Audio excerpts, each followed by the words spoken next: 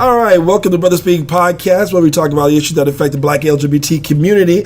And we're going to actually, this is your co-host, Chris, and then I'm going to swing this over to, what was my next? Darnell, Teddy Bear Peter Parker. There you go. Apparently. I like that. You're on it. You're on it now. I own it. I swing from buildings. How's your week going? How's your week going? You know, my week has had its ups and downs. Like, I've talked to you guys about my mom. My mom's been sick and everything. Well, there was a little incident. She's doing better. I should probably talk about something a bit more joyful. More uplifting? Yeah, more uplifting. Let's see. What uplifting is happening in my Well, it's reality. It's reality. So, you know what? And no need to use search for that. You know, Ricky, we got Ricky over here, which is the country boy Virgo. You can say, what's going on in your life, Ricky? Go ahead. I guess my boo, his birthday was this past week, so that was good. Your boo. So I had some special things for him. I had some special treats for him. We had dinner, so it was nice. So it was nice. So I guess I kind of recovered. Yeah. I balanced it out. Yeah, exactly. Yeah, so it was a good note. It was a good thing. So. Okay. Well, I am Chris, of course, but I just came from gay days. I have not been to gay days ever.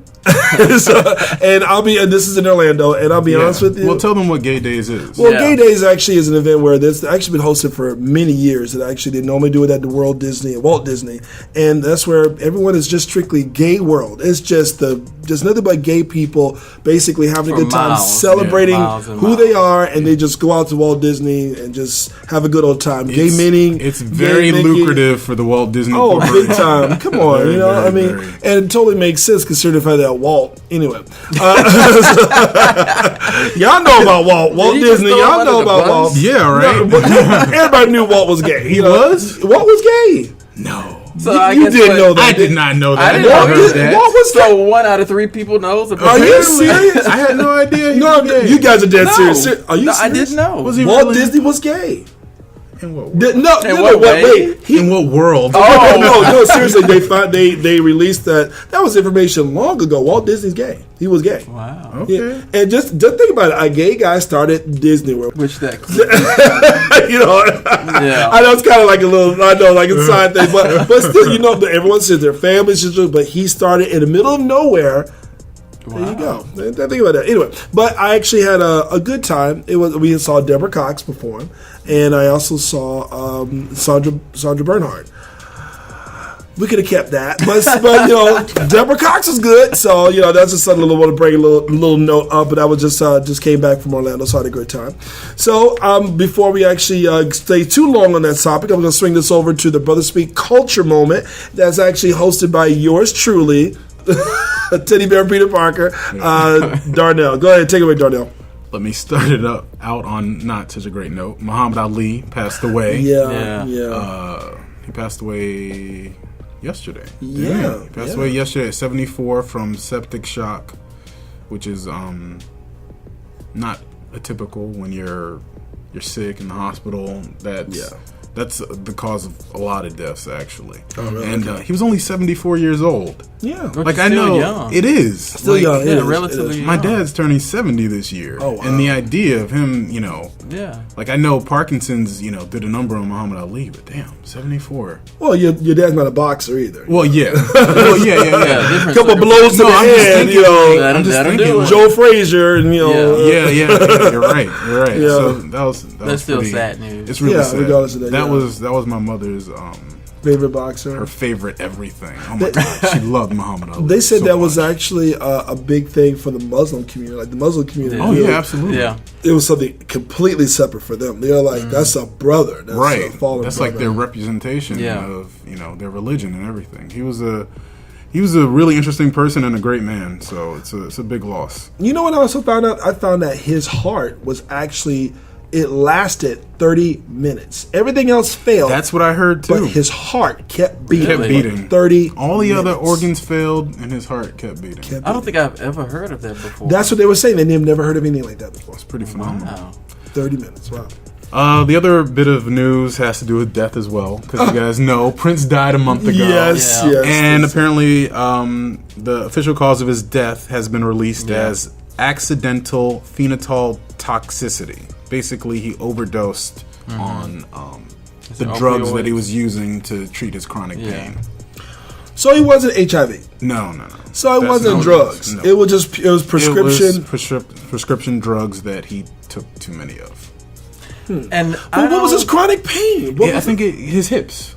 I think because he had hip surgery or something. Because I know that he had a concert and I think he was trying to avoid having hip surgery. I thought he already did. I think he did. Oh, did he? Yeah. Okay, He did. maybe I'm wrong on that. I thought he was taking the medication to treat the pain that he didn't want to have operated. I was during the Super Bowl performance. He just came back from hip surgery at that time. Yeah. Wow. Yeah. It's pretty. Wow. I didn't. But you know, there's a lot of celebrities when they do overdose. That's pretty much the reason why they say that that's the cause of death. Overdose? Overdosing of prescription drugs. Yeah. Well, that is kind of common in their world. Yeah. The amount of pressure. It's not difficult for them to get a prescription from, a doctor. Anybody. So we can right now get off Arsenio Hall and Sinead O'Connor supposedly giving him drugs, and we can get off that, right? We can get off that. Oh, God. Anyway. Bullshit. Whatever. Another thing that happened was, I don't know if you guys have ever seen it, the original Roots. The Roots. I never saw the original. Uh-oh, Chris is rolling his eyes. I know, right? Already, right out the bat. Well, I just want to say, I've never seen the original. That's something that I tried to actually avoid because it scared the shit out of me. I don't know, seeing slaves, like I was a little kid, I was like, I don't want to watch this. Well, they remade it in the air. Oh my God! Roll your eyes one more time. They're gonna roll right out the door. Right? They remade it. It aired on the History Channel, A&E, BET. And I got a chance to watch the first hour. I haven't watched the other episodes, and I actually thought it was pretty phenomenal. Like the first 2 hours, I thought were really, really great. Did you see them? No, I saw the first one. I saw the first one. No, Did you watch the original? Yeah, I saw the original. Yeah. What did you think of it? Okay, the original #1 was it was good for that particular time period, and it was good because of a historical. One particular person went to find out about his history, and he decided to make a film out of it, which I thought was wonderful. Yeah. The only thing about it is, how come every goddamn time you turn around, you see a goddamn slave movement like that's the only thing that we were? And those people really take it as though that's the only thing black people were, and it's not true. If you really go back in history, we got 12 Years a Slave. Don't we got Matthew McConaughey coming out with another slave movie? Well, it's got slaves in it, but it's not really about the Django. Then we just had that slave movie. Yeah. Now, even though I like the Django, because we had just had that. Now we got this. Is like enough is enough. See, but here's the thing. I actually had the same thought process that you have. Tell me. And I've kind of thought about it. I'm like, if you look at it from a different point of view, like how many Holocaust movies have there been?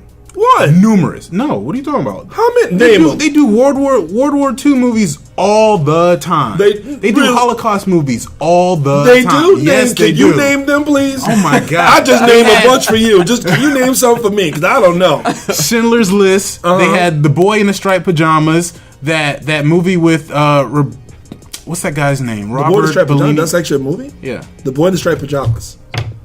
Yeah, it's about 2 movies. Okay, all right. You want me to be IMDb? All right, but they really do. They have movies that address, the Second World War, which was part of it was about the concentration camps. I'm just saying, like, if you look at it from a point of view where I kind of see what you're saying, where it's common for each race, right? If you look at it as sort of a source of pride, a source of But I don't know if look it's at all a the source shit of pride, that we got over. I understand what you're saying. However, you can look at it from a different way. A lot of people are very ignorant as to what actually happened. I hate to tell you this. This is my only point of view. I can't wait for Black Panther to come out. That is a little bit more uplifting. More powerful for the African American as well as also you have to be very careful of who's viewing this. The reason why is because of the fact that after a certain period, most people, and I'm sure a lot of white people, a lot of Italians, a lot of Asians, they don't know about the African history and how it transcended over to Asian. Right. That's why they made the original Roots. Roots changed the way No, listen. Stop looking when you talk about. Please. No, Roots the original. Don't say the original. Roots was one of the most watched television programs ever. Yeah, and it changed the way African Americans in this country viewed themselves. It caused us like a lot. They started doing the more unique African names. Yes, there was a big boom in naming children at that time. Absolutely. Yes, and now you got Shaquanda, Shaniqua. Yeah. Yes. Those are not African names. But I'm sorry. I don't have an issue with those names. That's what you want to name your child. If they can get a job, if white people can name their kid Michaela and spell it MYKLLL like all this other shit, why can't I name my kid Shaquanda? Because they don't name their child Michaela with a different spelling. They do. It's a common spelling. They do. Yes, they do.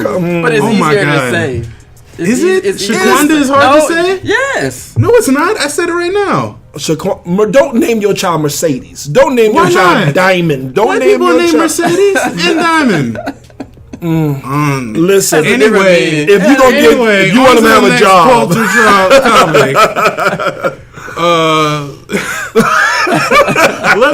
Let me move this on to something we can all agree on. Stacey Dash and how dumb she is. Okay, I agree. She was asked about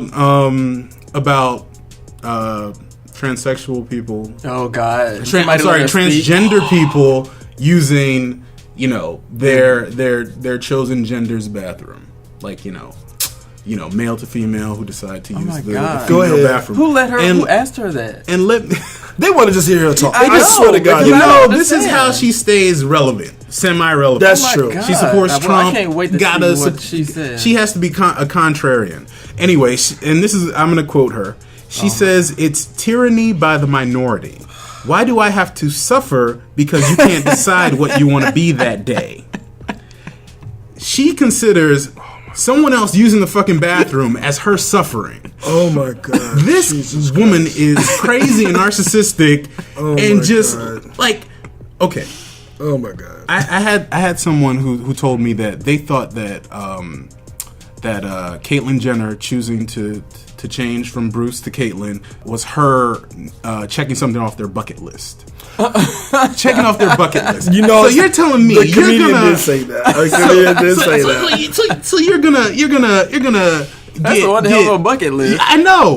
You're gonna have your gender changed to be like something cool to do. Like no. These people are making huge life decisions. Yeah, it's not something that you do. Just have to drop people down. Let me simplify this even better. What?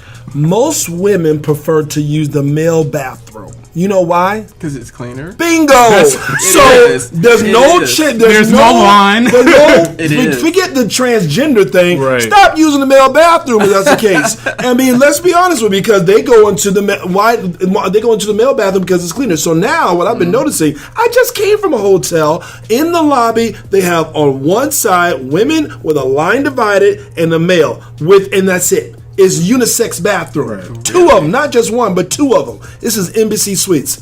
Why don't you just make the bathrooms like that? It would be so much easier. And make it lock it, clack, clack. Nobody's in it. There you go. You're done. A bathroom full of stalls. Just do that. And lock it. But I can understand why they wouldn't, because if you have men and women in the same restroom, you're vulnerable at that point, and there could be sexual assaults or whatever if the woman's in with the guy or whatever. So it's like I can kind of understand that point of view if I can they don't feel comfortable it. with it. But I guarantee you this: I've seen some transgenders with some heavy duty beards, and they used to be a woman. I don't know if you really want that person walking in the women's bathroom, that's what I'm saying. And it just really throws things off. So it's a gray area. Okay, so maybe you do agree with Stacey Dash, because she then goes on to say, "Oh, there's more." They ask like, okay, then you're a female transgender person. You identify as female. You don't feel comfortable going to the male bathroom. Of course. Okay. I mean, if you're genuinely serious about it, and they ask her, then where should they go? And she says, okay, then go in the bushes. I don't know what to tell you. Oh my God! I don't know what to tell you, but I'm not going to put my child's life at risk because you want to change a law. At risk? Does she have kids? I don't know. How many transgenders can make She has a 24-year-old and a 13-year-old. Really? Girl, shut up. You know what? You know what? She's just pure. You know what? Since we gave her more time than she really needs, let's move But I on just wanted to know to what something she was else. going to Really, say. just one final thing. Go ahead. That I thought was interesting. You guys have heard about this gorilla that was killed. Yeah. Yeah. I thought it was a sad story. It is a very sad story, but you know how people get when animals got killed. Like when Cecil the lion was killed. Suddenly it's the end of the world, right? Suddenly, like I feel bad for the gorilla. Like he's an innocent animal. He wasn't trying to. He wasn't trying to hurt the Like kid. we don't know. We don't know what he would have done in that moment. So they prioritized the child's life over the gorilla. Mm-hmm. However, I think because this was a black family. This is a black family that it happened to. I think there's a racial component to the reaction of it. I did too. I thought it was white. No, because they were saying that the mother was leaning over saying, be calm, be calm, be calm. And I'm thinking to myself, that was a black mother. Oh my but God. I didn't see it because I didn't get a chance to I look thought at it was the a white. No, let me. It's always the white kids getting I know, these they type get of things. snatched. That's what it threw me. It really did throw me off. It really threw me off. When you said black, I'm I like, just for knew. real? Yeah. Maybe no, this really. is the Halo effect. I actually found that this might be part of it. No, really. Like, that's what I'm trying to get Wow. to. I actually found this article on theroot.com, and the title is Racists Prove That They Care More About Gorillas Than Black Children. Oh. And that is because, let me read parts of this. I quote, "Of course, the child and his parents are black, which leads us to the blatant racism at the root of the attacks against them. It also provides further evidence, as if any were needed, of the utter lack of concern for black lives, including the lives of black children. The parallels are clear." She then goes on to list the number of black children that have died.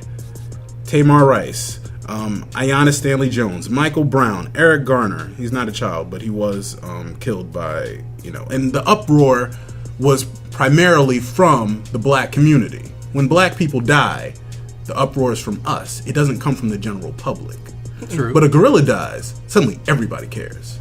Ooh. That's the fascinating. It's like you see a gorilla, you see a black child, and you have more sympathy for the animal than you do the child.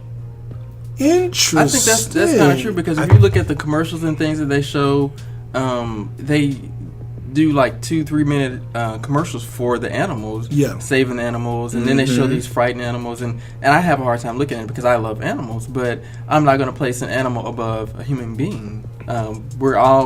They have a spirit just like we do, but at the same time, it's like I would like to think that we're a little bit above animals. No matter who you are, no matter what race you are, if you're a human being, you're a little bit above an animal. I would never place the animal above the human, no matter who you especially are. a 4-year-old child. Exactly. Another point that they bring up is that People Magazine has done several features on the gorilla's death, and without mentioning once the status of the child. He's fine, by the way. This kind of ties into our main topic. The main topic actually this week actually discusses the halo effect. But then, by the way, when it comes to the main topic, this actually it's something that's actually been going on for decades. But the interesting thing about it is the fact that what people perceive, and just got to give people a definition in terms of what the halo effect really is.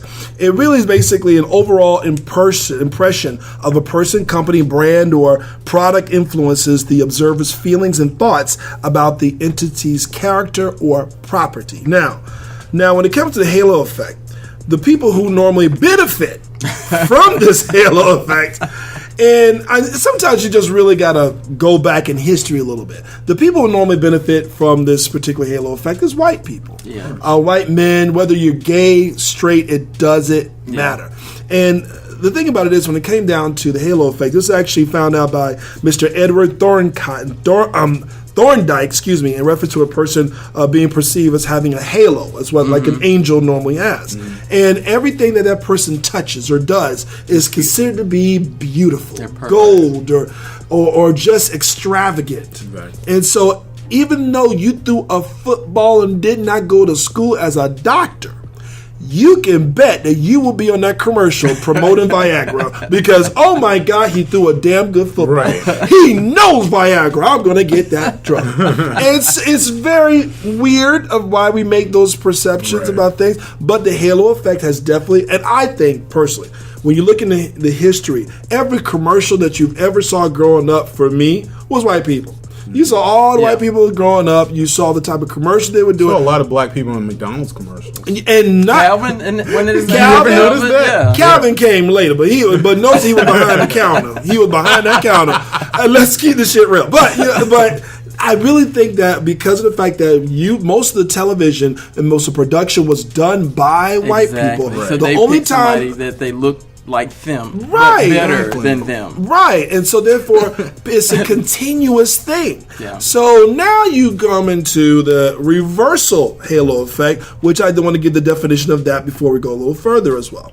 Now the reverse halo effect, which is also called the devil effect, is also known as basically when people allow an undesirable trait to influence their evaluation of others' traits. So if you look at television and say, for instance, you will constantly see dreadlocks, dark skin, wife beater person who is black. Right. Yeah. And you constantly see this type of points image. at Ricky with his And by the way, Ricky does have very nice dreads, but he doesn't have a wife beater. But the thing about it is, not today. Not today. Not today. But it's very, very, very funny because we constantly see these images played over and over and over again in a very bad light. Now, that particular image transcends to everybody. Mm-hmm. Everybody, whether you can be the mayor, you can be an entrepreneur, you can be a CEO, or you can be a great teacher, it doesn't matter. The image that you perceive transcend over everything. Now, let's put this in the gay community. Now, and I read this article where the gay community, pretty much white is right, basically. Okay, and that's any world. Straight and gay. That is very true. And let me tell you, I got some information for you now.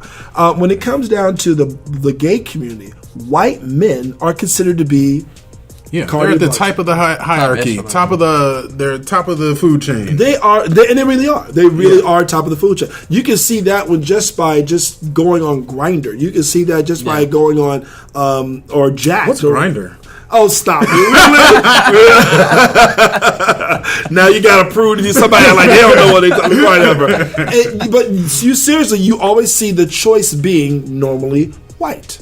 Yeah. White. So my question is, with that comment, do you think that what the choice person is it? Do you think it's because maybe that's who created some of these apps and some of these? Well, I mean, keep in mind, most of the movies that was done back in the day where we were just swinging off jungles. We were just swinging off the vine and we were the maid or the butler. Exactly. Yeah, so the perception of us was not very, very good at all. Now, when they kept making these apps, in my view, I think that making the apps was just purely because gay people just like to screw around and fuck. I don't think it was anything other than. But what I do believe is the fact that when people go on there, they are allowed to give their choices and preferences. I put that in parentheses. That's what they say. In terms of what they like. And now this is something very interesting because I also put up an article, and this came down from Mike.com. Identities Mike. This article written by Mr. Matthew Rodriguez. Here's one brutal truth every white gay man needs to hear. Now he puts in bold. He just says it clearly. Gay white men were born gay, but they were also raised and socialized as white men. Right. The social group vested with the most privilege in America. Here's the brutal truth. The social privilege of whiteness still affords them a disproportionate amount of power in the gay community. Yeah. Now, absolutely. So that privilege elevates white gay men above men of color, quite frankly. And I agree with that. And I think a lot of them are fully aware of that. They know that they're at the top, and that for them to deign to give you any sort of attention is them coming down to your level, doing a favor. You know what I mean? Anybody that's right. Or they'll immediately fetishize you and not expect you to question it. They'll say something like, "Oh, I only like black guys," and that gives me pause. You know, I'm like, "The fuck? Why would?" That's I would never say that to someone. I would never say, "Oh, I only like Latin guys." I've come across that. What the fuck? I've come across that a lot. Do you think that makes me feel oh my god, you like me? Like, am I supposed to think that you're special because you dared to talk to a black guy? Like, to think about this, I never really cared that much about when people have different preferences, choices and preferences. Yeah. But I do have kind of a problem when I see other races running after whiteness, like they're just like the only thing that's better than sliced bread, That bothers me too. And that really does bug me. I mean, it's okay to like who you like. It's okay for black to like black. It's okay to white for white. It is perfectly fine. But when I do see other races clamoring towards, that is pretty much a big evidence right there. For instance, let's talk about Asians for a minute. Asians, I'm just going to pull up another little bit of a piece of information that Jack did on a little study. What's Jack? Those, you know what? I'm not even going to listen to anything you say right now, But this particular article points out how Asians and whites both avoid Asians. Wow. Asians and whites both avoid Asians. Now, this particular, I thought was astonishing, actually. This came directly from Angry Homosexual. I like that. I'm a homosexual and I'm angry. And there's actually a blog. There's actually a blog. Who wrote that? That's what I'd like to know. I'll give the name of the guy who actually wrote this. Let me see. I'll pull up his name real quick. But I'm good. But he actually points out some very interesting information about that. Anger makes you do that. Because he's angry. Yeah, you see things in a different way when you're angry. Yeah, I'll point out the blog, but definitely what he pointed out was something that was very interesting, and he pointed out the statistics. So the statistics say there is a strong bias against Asians, that a significant portion of white guys, 40%, and Asians, 29%, are never interested in Asians. This jives with OkCupid's data showing that 43% of gays white prefer to date their own race. Now, I don't know what to say about that. Now, again, I'm not talking about black, but we're going to get on to it. Those are facts, and there's nothing that you can really say about that. It's there. I mean, the statistics are there. So the thing about it is, why are we ignoring, correct, I say we, are the Asians even ignoring their own,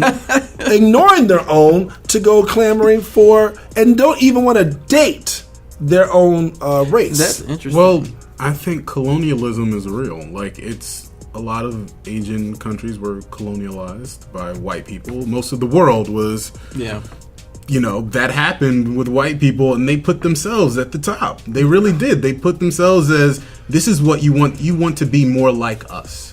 And there are the subliminal messages that are continually ingrained put into out there. Everything that you see in the media, everything. You hear that, and you think that that's some think that that's the perfect face to be. Right. That's people think that if I get this white boyfriend, that makes me better. And my credit will boost right up. Exactly. Just by proximity. My credit would go A+ now. Right. I can get that Mercedes like I always wanted. No. If I'm closer to him, suddenly my life is going to be peachy keen. Listen, I'm going to have an honest moment for a minute. Yeah. Growing up, I really thought that dating white gay men was exactly what I was going to actually be doing, because I thought seriously, and let me tell you how many friends that of mine that actually have admitted that, and because of the fact that they kind of felt that white it gave a different impression of you as well, and of course as time goes on, you actually kind of say, nice, some damn bullshit. Number one, I love me some Latino, I love me some black, I love me some German, I love me some white, I love them all. But the reality is that in the very beginning, which by the way, I think that also kind of transcends to the same study, when the black children would choose the white doll over the black doll because that's the good doll, it's a perception. It is a perception. Now remember, we grew up now.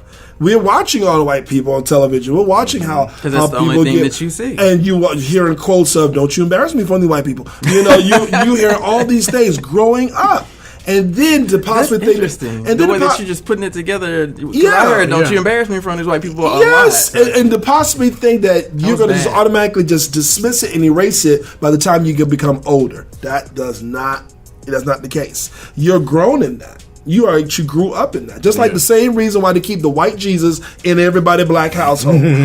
Come on, so it's white just hippie Jesus. It's just a psychological thing. So when a lot of people who grew up thinking one particular thing, and they think Asians in particular, they got it bad. You see the statistics on this. And so I just came from gay days. Gay days, I'm not saying that interracial dating is wrong at all. But trust me, I interracial date. I've also dated black. I've also dated. I don't care. But I am saying, you look like you're trying to phrase if what you're going to date, at least make sure the person looks good.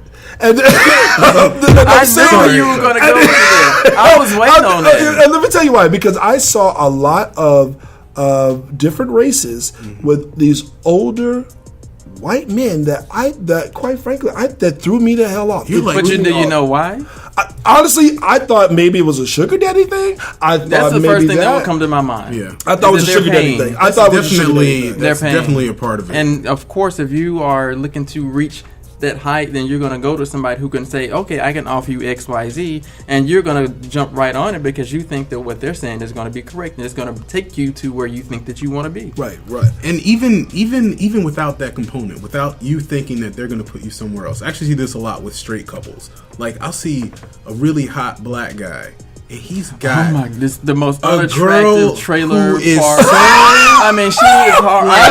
Like you see it all the time. Yes, incredibly unattractive. Yeah. And I'm like, oh my god, what? You are like 6 foot tall. You got abs. You got like 16 abs. Like you're hot as fuck, and you're with her.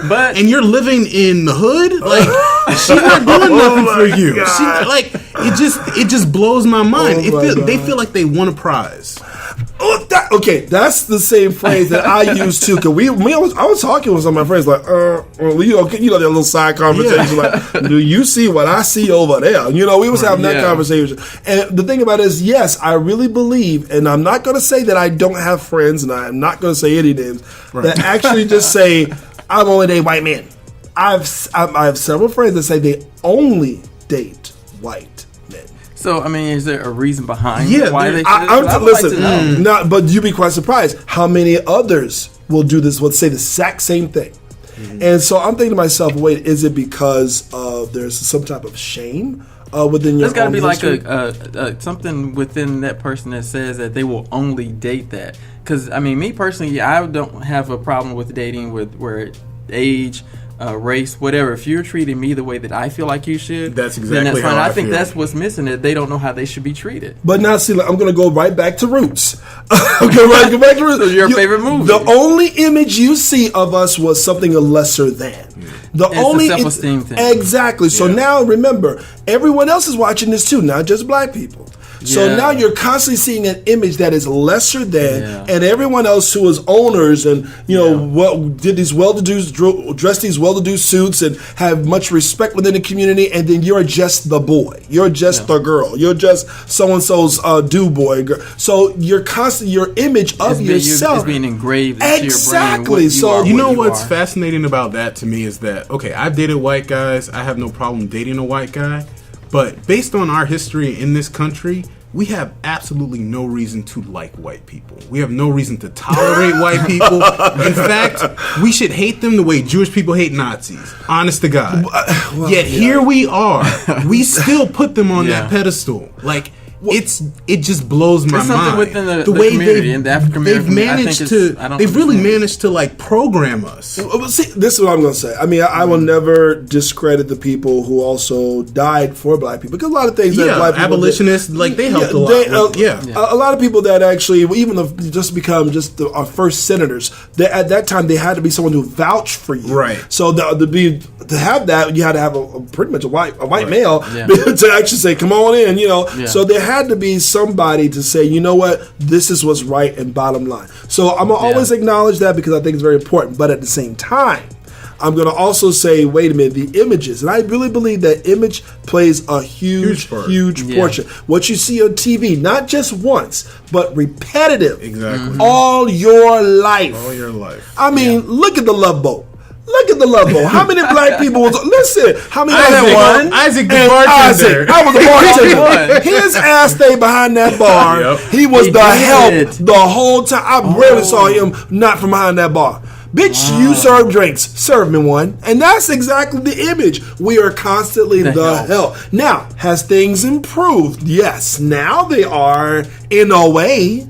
I still think that the Empire don't necessarily make it all better. I mean, we still consider to be a drug dealer. That wasn't no hard stretch. I think that that is within the community. That's within us. We have to be the ones that say, you know what, we're going to take a stand and we're going to say what it is that the majority of us represents. It's not the drug dealer. It's not, the person who's looking up to the white man wanting to be that. It's that person who has a self-esteem, the person that's going to say, you know what, I'm not going to take this bullshit.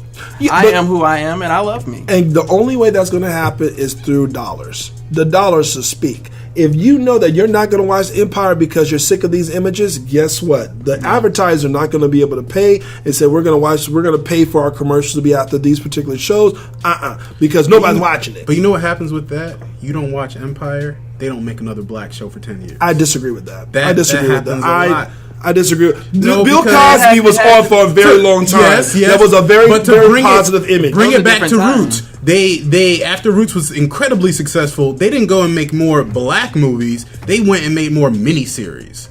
Well, yeah, miniseries because of the fact that why? What was the thing about the miniseries? It was constantly of that time. I constantly saw miniseries around that time of very southern miniseries. But it wasn't centered around black people. No, it wasn't. It really wasn't. But the thing about it is, I think that, at least to me, I think that television was also trying to. One, they're always going to try to get as much ratings as possible. It's about that money. I don't care what's the most popular at that moment. Exactly. But my point is that if we fail once, it affects all of us. I don't think that's I really do. Well, like even when you hear if you hear a story in the news, you're like so and so shot up this. You're kind of praying like, oh, it wasn't a black guy.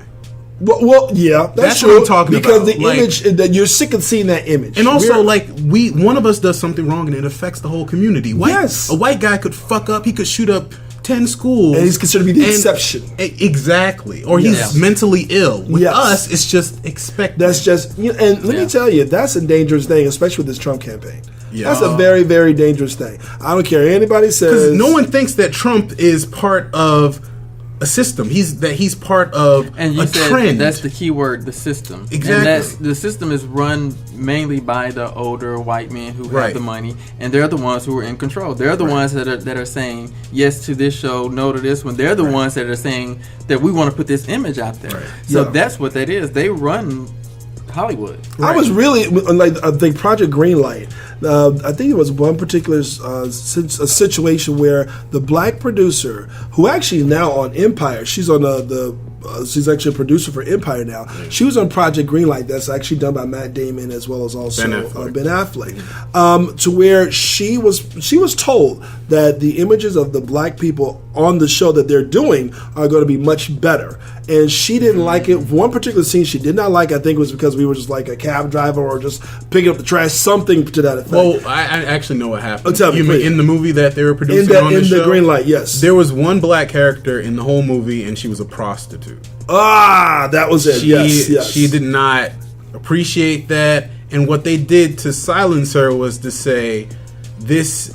You don't know the industry. Equality is not reflected in the characters in the movie, but it's behind the scenes or some bullshit like that. So they doctored the words to make it fit what they wanted. They dismissed her concerns about the fact that you have this movie, you have one singular black character, and she's a prostitute. And this is done by Matt Damon. Said something. I mean, it was like, wait a minute, that's a pretty respectable heavyweight within Hollywood, and this is his show. Yeah. And so the images that are constantly put out, they're keeping it. Right. Yeah. They're no matter what generation, they're keeping this image. And guess what? News, everyone knows Nielsen ratings. Everyone knows. I don't care what anybody says. You know exactly what gives you the spike in your ratings. You know what it is because you study it. You know what type of stories to put out. So when you're constantly seeing a black man robbing a store and you get that spike, guess what's going to happen? You're going to concentrate on that. And so that's the only thing. That's the only thing that's going to constantly be our image. So the halo effect. Now, can I bring up something about the reverse? Okay, sure. about the idea that once a white man contracts AIDS or HIV, suddenly he's open to dating a black man. That is very true. Or, dating outside of his race. He's That's like, very true. Shit, I'm damaged goods. Because, quote unquote, damaged goods. Right. I've actually experienced this in person. I don't know if it's directly related to my race, but I have found that, like, I've had men with HIV come on to me very aggressively. Like you should date me type thing. Like, they're like very forward with me. Like, they want to start to, like, I had one guy say, I want to get married. Like, I'm like, the fuck? Like, yeah, it was, yeah, like, really. I was like, and I actually told the most recent person, I've had like 4 people react this way after telling me they have HIV, like, and they take everything very personally. I don't respond immediately to them. They take it very personally. So I kind of back off. I think maybe they think that you're a really, really nice guy, and they think, he's a nice guy. He should want me, right? Because of who it is that I think that I am or was or whatever. So you should be happy to have me because you're a nice guy, and I want a nice guy. Not about who you are, but I want you because you're a nice guy, and I think that you would deal with me. Yeah. Well, because not only that, but I'm not going to say that the preferences don't change the older you get, or something traumatic like beginning HIV. Right. Suddenly you're very open. You change, exactly. Especially in the gay community. Your perception will change because you have changed, and the way that people see you changes, and you have no choice but to adjust to what people are saying about you and what. The reactions that you're getting from the people that you used to go after. Exactly. Now it's now it's completely different. Like, I can't help your eyes open to a different world, and that person that you were before, if it was an ignorant person who only saw what they wanted to see, now your eyes are open and you see what's really there. Yeah. Right. Like, I'm thinking, like, they're thinking, I can't attract the white guy anymore because I have this disease. So, or you're not as young as attractive anymore. That could be part of it. Possible. But I'm just thinking from the halo effect point of view is like, suddenly I can't attract the desired, typically desired person. Let me broaden and go out with you. Yeah. And the ranking from the ranking. Now I remember reading this article that was, I think it was Mark Magazine or something like that. The ranking was this: gay white men first, second Latino. Third, Asians. Fourth, black. Really? In that Even order. Though Asians don't like each other. Yeah. Listen, you talk to people in San Francisco. Talk to the Asian people in San Francisco. Everyone's trying to clamor after the white gay male, but yet the Asians are there, and there's plenty of them out there in California, San Francisco, etc., and they don't want to date each other. Wow. That tells you something. That image is so powerful. The form of media, as well as any other thing, you can really constantly flash. It's funny how you buy into the stereotypes about your own race. Oh, even if you personally see contradictions to the stereotype, you still mentally buy into it. Okay, it's been fed to you. Exactly. I just had this person talk about the itis. All right, and I'm thinking about this. When it comes to itis, I never forgot. At that time, I was a pharmaceutical rep. I was walking into an office, and this office I had a great relationship with, and she said. One thing, the doctor came up to me. He said, "Hey, talk to me about itis." Oh my this is a white Jewish guy, young guy, cool guy, but I was like, "You're supposed to because you're black." Yeah. No, his staff is a black staff. So I turned to them and I said, "What?" And I looked at them, and they're like, "Oh, he's cool." And I'm thinking to myself, wait a minute. Okay, so just so everyone who doesn't understand, when you say the word itis, all right, people is automatically, when you're done eating, you automatically feel that you just get this itis, meaning that you're sleepy. And niggeritis. Yeah. Okay. Say the first word. And I didn't want to say it, but yes, that's what we can believe. We can. And that's what they always used to say. So they all automatically relate that to black people as once we're done eating, we're just going to done. We're done for the day. We're just going to sleep and lazy. Except that the kind of correlates so lazy. You're right about it. But yet that happens with everybody. Especially Turkey. If you eat something very heavy, you're gonna be tired. You're not gonna be. Isn't it interesting how after we were emancipated, suddenly we became the laziest people in the world? Oh my God! When we were slaves, we did literally everything for these people. Yeah, and as soon as we got free, oh, you don't want to do nothing. Well, bitch, I don't want to do it for free. So it's just funny how they change the narrative. And we contribute to it too because actors, black actors, listen, if somebody told us, I'm going to give you $3.5 million to play this role. Yeah. Now, don't get me wrong. If you're talking to certain comedians like, what was the name who gave up his show? He basically said, I'm going to Africa. Dave Chappelle. Dave Chappelle. Now, you talk to people like Dave Chappelle, fuck it. Money is not, I don't give a damn about money. Yeah. But you talk to some comedians who like to try to catch their break, I will take that 3.5 and I will say massa all day. Well, so some people. Well, Hattie McDaniel, who played Mammy and Gone with the Wind, actually had a quote about that. I'm going to paraphrase it. Okay, all right. She said something like, I would rather play a maid on screen than play one in real life. Ooh. So I think that's really interesting. Not that actors now quite have that problem, but she would have rather, Well, at that particular earned a lot time, more money than. At that time, I would probably say okay. That's understandable. Yeah, but today they just do it. Don't do that step and fetch it stuff today. I mean, really. Yeah. I mean, it's just one of those things that. The constant image, not only that, but I think it was one particular clip that showed black people showing white people how to dance all the time. Every time you turn around, it's like, are you fucking kidding? Everything that we just know how to shuck and jive every time you turn around, and it's entertainment. And it's like, come on, man. Yeah. It's like the image in itself is very powerful. So if we constantly actually continue to give that, guess what you're going to get? You're going to constantly get this image. So now it comes down to.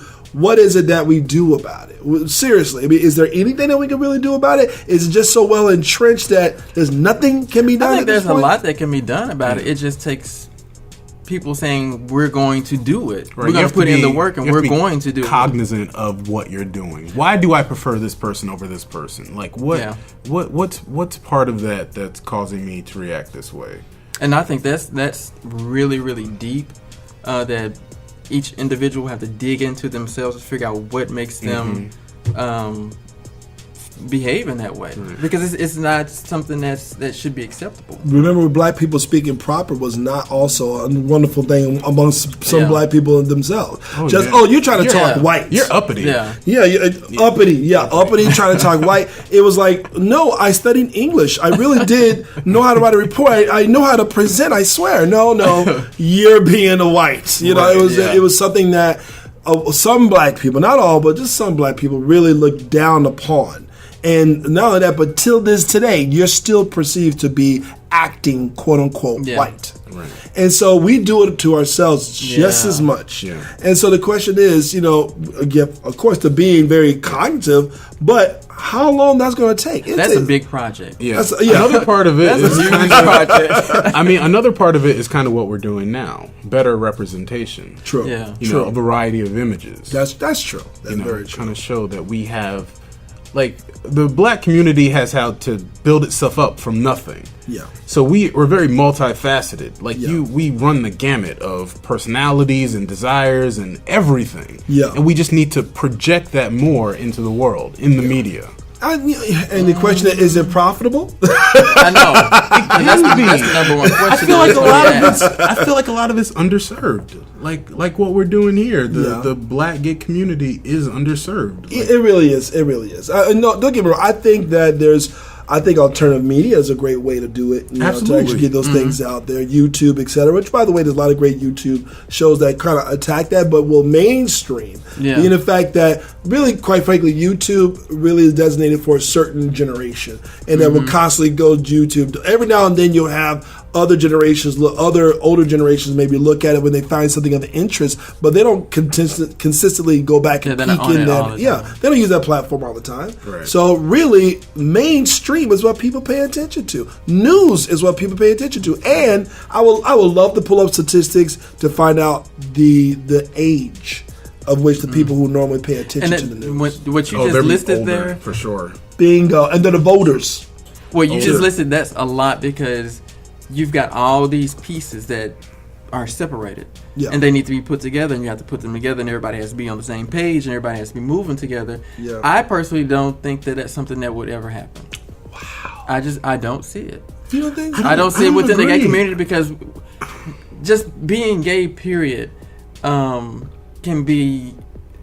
Gays can be very vindictive. They can be evil. They can. I mean, it's a lot of bad things within the gay community. And then when you add in the halo effect, it makes it even worse. It gives more of a platform to be these evil, vindictive, bitter people who just really don't give a shit about anything or anybody else. You say that, but then I think about the fact that 30 years ago, you wouldn't have been able to even say that out loud. That's true. I'm just saying, like, time. Well, it depends on who changes. that person is, because Right. me, I probably would have been one of those slaves who was, probably beheaded or whatever, because I'm going to say what I want to say. You know, don't because know you'll that. be You in the don't- house. I'm sorry to tell you.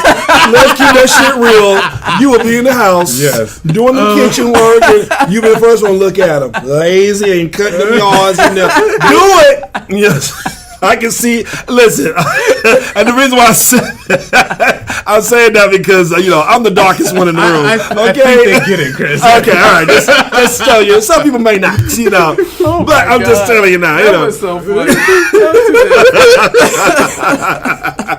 So, bottom line is the fact that I think this is actually going to be a project that's going to take quite a bit of time to even start. But again, like you pointed out, it starts with doing things like this. So, as long as we be able to get to kind of change that image, you're not necessarily getting that stereotypical way of doing things. They're perpetuating that same thing over and over again to kind of, because I think repetition is the devil's cousin, especially when and also convenience. It's not like McDonald's is the most nutritious of it all. Let's keep it real. And McDonald's is not going to go anywhere. Exactly, because it is convenient and you can see those commercials repetitively coming in your face. So the halo all the time. effect is not going to go anywhere, No, just it's like not. McDonald's. It's not. But so that basically, we're going to wrap up today's topic on the main subject when it comes to the halo effect. Of course, anyone has any opinions about it, you are more than happy to send an email over to brotherspeakpod@gmail.com, as well as also you can also even go on Facebook too at Brotherspeak Pod on Brotherspeak Podcast on Facebook, as well as also Brotherspeak Pod on Twitter. So you can also do that as well. Now we're going to swing this segment directly over to the people's voice. This is a segment where we actually allow you to say whatever it is you want to say. We post a question, you answer it, and basically we get your opinion and we just put it out there on the air. So Ricky, can you tell us what's going on in the world of people's voices? Well, this is much, much lighter than the halo effect conversation that we had. I just kind of felt like I wanted to be light this week, so I kind of just asked a question about money, because I had been beating to death the relationship piece. So I was like, let me ask something about money. Let me just make it light. Let me make it playful to see what I get back. So my question was, if you won the lotto, if you came into a large sum of money, what would you do with that money? How would your life change? Oh, God. Okay.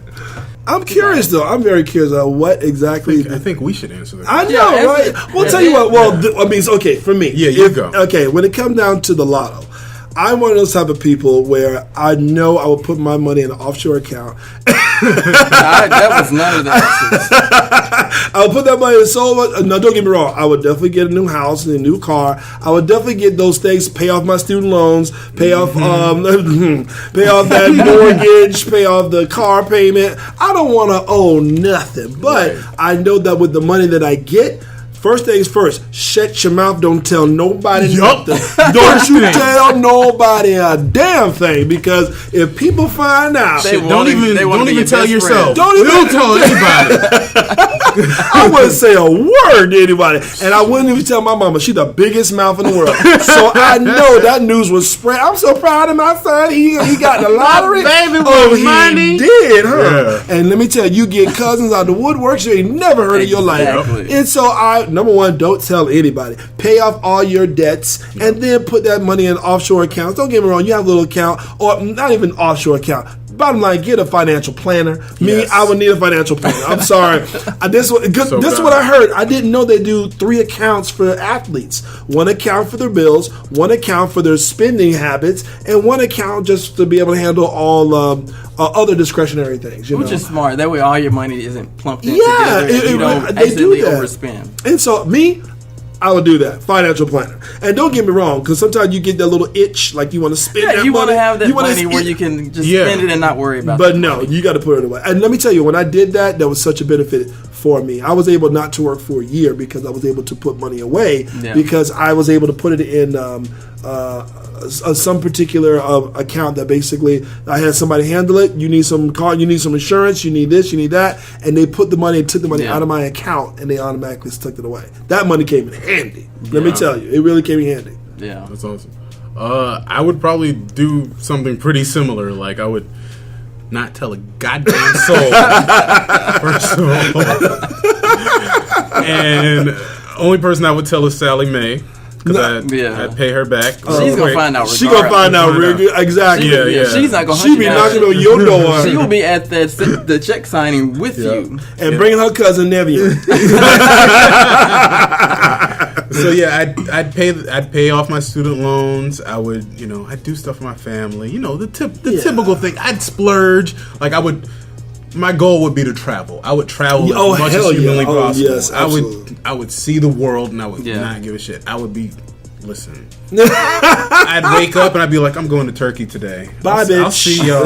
Exactly. I'll see y'all in 2 weeks. Deuces. Can we go with you? No. Well, I'd be like, yeah, you can go. I'll pay for your flight, but you can't be with me. Because they're gonna be expecting that all the time. Sorry. No, I think I'd be really good to like my friends and family. I think I'd really look out for them. Okay. What did some of those listeners say? So actually, what you guys said was a combination of what people were saying. Yeah. So I got feedback from Dwight, and he basically said the same thing. He would take care of his family and do some traveling. Then we got Cece, who says she agrees that the question was a good question, and then she says all the fuckers out there will quit their jobs. True. We both forgot to say that. True. Yeah. But if you think about it, she was like, you should remain humble, stay at your job, don't blow all your money, still maintain your morals. It's okay to have fancy things. Wait, how much money have we won? That would determine what you do with that money. If you only want $5,000, well, wait, what the hell we talking about? Like, listen, quitting that job for $5,000. If I want $1 million, I may not quit my job because you think about the taxes. Like, there are a lot of components to that. I would quit I would do something that I would. But I might quit my job that I have now, but I might turn that money into a business for myself. That's true. Because $1 million, you're still going to need recurring in this days and not. But if I'm winning like $300 million, that's tough. I'm good. Everybody can kiss my ass at my job. I'm going to show you my ass as I'm walking out the door. Oh my God. Did you see there was one video that was actually shown where the guy was actually had a chorus quitting his job. And he did a whole routine. It was the funniest video, I swear. That would be me. That would be me, honestly. And I got one more from Michael. All right. He says if he won the lottery, he would finish renovations on his house. Buy his dream car. Okay. Help those that stood by him. Oh, that's nice. But he says he would also continue to work, which is interesting. Because, like I said, me personally, depending on what kind of money I won, I would quit. Yeah. You know what? I would find something that I love to do. Right. I would find something that makes me happy. I wouldn't want to work for the man, but I would want to. You still need something to fill your day. To get me out of bed every day. To make me feel like I'm being productive in life. And, in a way that kind of actually keeps you humble too. Right. Yeah, because you're doing something. Exactly. It does kind of. You still have goals. Exactly. You know what? Exactly. So I think that's what I would do. I would purchase investment properties. Here in Florida, that would keep me busy for a while, and that's income that's coming in. Mm-hmm. I would do some traveling. I would help certain family members. I wouldn't help everybody because that's just too much. I would be. Well, why can't he help me? He got it. You know they're gonna hear that. I hear that now, and I've never won a lotto, so it's like I can't help everybody, and I wouldn't try to. So it's on you to do that. That's true. Like I said, I would find something I like to do and do that for the rest of my life. I would actually start a production company, and I would produce movies, TV shows, books. I would do like anything that you could think of. That's what you're working on. Yeah. All right. So win that lotto. All right, well, thank you so much. I appreciate that, Ricky. And thank you so much for joining us in. Notice that we have actually kind of came down a little bit in terms of our time, but we wanted to make sure that we actually reach out to a lot of you guys actually giving us opinion in terms of what you think, and we actually listen. So make sure you stay in tune to what, Darnell? You can find us at brotherspeakpod.com and on Twitter at brotherspeakpod and on Instagram at brotherspeakpod. You notice a pattern. And again, that is BROTHASPEAK, Brothaspeak. Thank you. Thank you for that. Thank you guys so much. Thank you, Darnell. Thank you, Ricky. And like you said, we're going to come back next week. We have a very interesting topic for you guys. Stay tuned and keep on listening. Have a great day.